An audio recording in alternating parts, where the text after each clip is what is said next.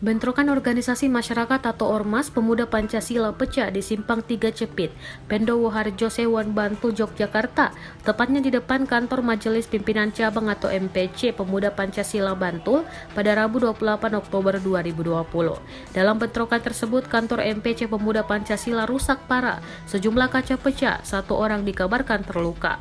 Korban itu kakak saya sekarang di rumah sakit, luka bagian sini atau pelipis kanan, kata Ketua Majelis Pimpinan Cabang Pemuda Pancasila Bantul, Doni Bimo Sabtoto ditemui di lokasi. Doni yang sekaligus terlibat dalam insiden itu menceritakan kejadian bentrokan bermula ketika dirinya bersama dengan dua kakaknya serta 4 keponakan sedang duduk dan minum kopi di depan rumah. Rumah itu posisinya di pinggir jalan dan difungsikan sebagai kantor MPC Pemuda Pancasila Bantul.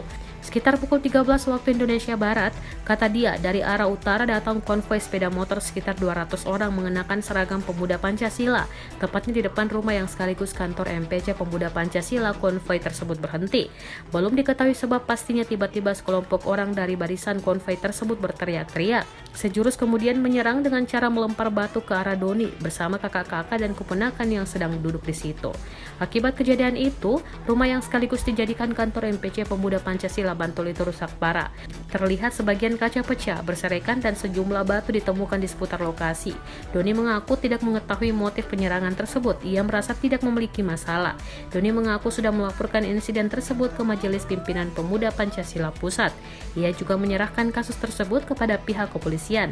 Pihaknya meminta kepolisian supaya dapat mengusut tuntas.